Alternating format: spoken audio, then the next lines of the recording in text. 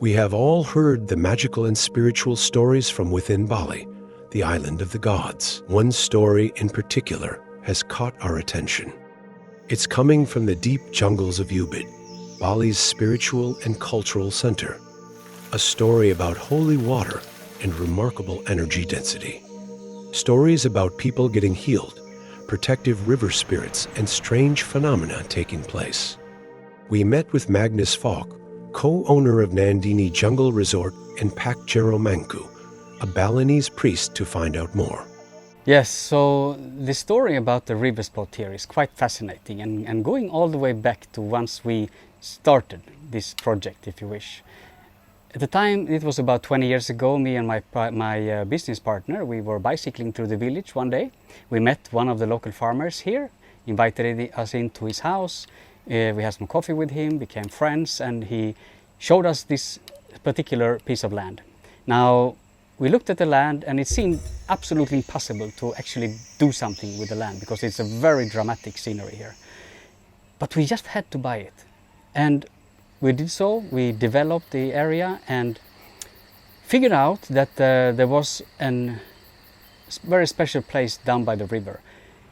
Stories told by the locals here that they climbed down to do some bathing, praying under the waterfall, etc. It's practically vertical to go down, straight down. So I never bothered to go there because it is a very deep canyon, 100 meters straight down into a fast river. So I thought we could never access that river.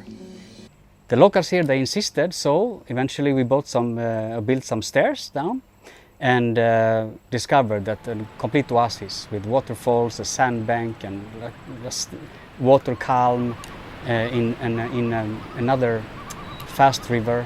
So quite remarkable. Okay, of course, being Bali, we have to also respect the local traditions and heritage here. So we invited the local priest to do the ceremony and building a temple for blessing of the area. After the blessing, the priest, he came up to me and he told me that, just so you know, I'm a holy man. I've been to all the holy places in Bali. I have never, though, experienced any place in Bali so far where the spirits are so high and so dense as just down by your river spot here. So I said to him, well, thank you so much for telling me this, but why? Explain to me, why is that?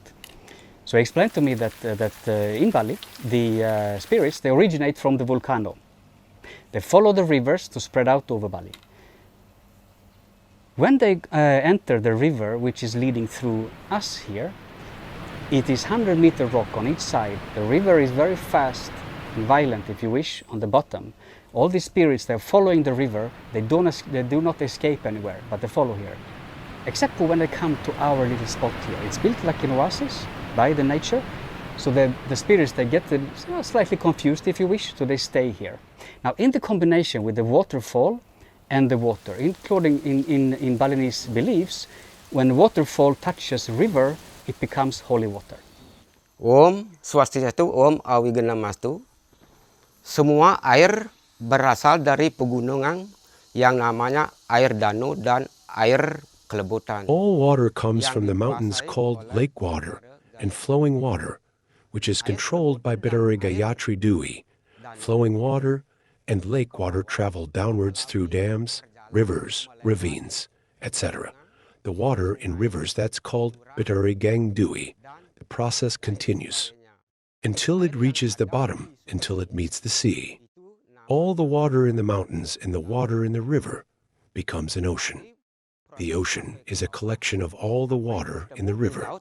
Semua air yang ada di gunung maupun air yang ada di sungai jadilah samudra. Samudra adalah kumpulan dari segala air yang ada di sungai. In Nandini, there is a spring that comes from the west, which immediately fell into the river, called Mina's breath water. Yang namanya air mapas Mina. Now, I was very fascinated with this story, so I thanked the priest very much and I was very happy about it. However, now it's starting to become very interesting. Over the years, we had numerous various groups coming over here, meditation, yoga, healing, etc. One in particular was a meditation guru from Europe. He had a meditation group once down by the river, sometime after the priest did the blessing of the area. And he came up to me after and he explained to me that I have never experienced a better place for meditation or breathing exercises as just down by this river spot. So I said, thank you so much for telling me, but why? Explain to me, why is that? And this is scientific. Anybody can check out the facts for this, but his explanation is as follows. It's a lot of water. It's a narrow river, but a vast amount of water coming from the good source, which is from the top of the mountain. It's following the stream, and all this hard volcanic rock on the side is smacking the water around to this. So evidently negative ions are released from the molecules in the water. Apparently this is very good for us. You heard the stories that running on the beach is good, and this is also a part of it. So the water from the waves are releasing these ions, we breathe them in, and it's very good for us. The difference though is when you run on the beach, these ions are vaporizing and disappearing because it's open landscape almost instantly. Here though, what he explained to me is because they're following the river, it's 100-meter rock on each side. So these ions, they don't vaporize and disappear. They follow the river stream like an invisible cloud of these amazing negative ions. However, when they come to our spot here, because it's built like a lagoon, it becomes a down vortex. So these negative ions, they're pushed down to the ground. Thus, sitting here, breathing in this is something which is very good for you. Okay, so I was very happy about understanding this, and I checked the facts later. You know, for example, also if you stand next to a big waterfall, the waterfall is next to you. You can smell the water. Something is coming out from this water. This is this energy being released from the water. If water is still in the glass, there is nothing, no smell. So it is correct.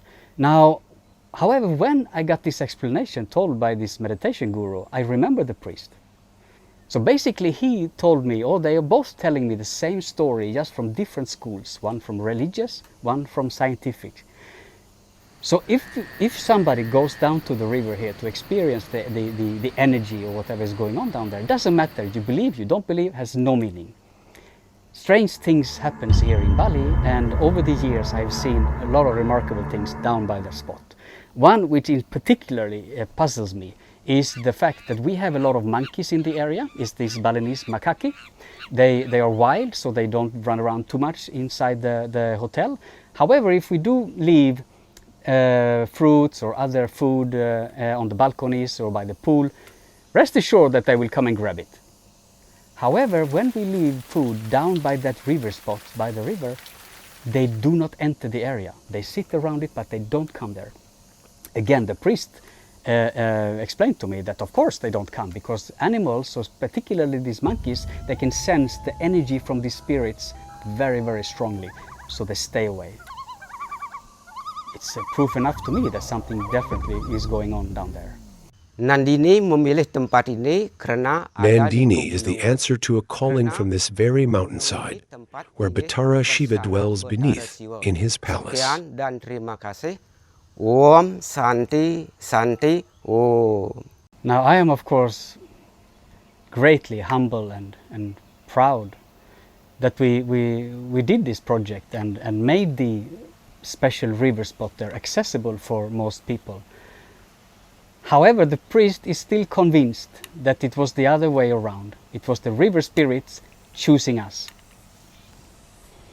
Is he right? Perhaps. That's it.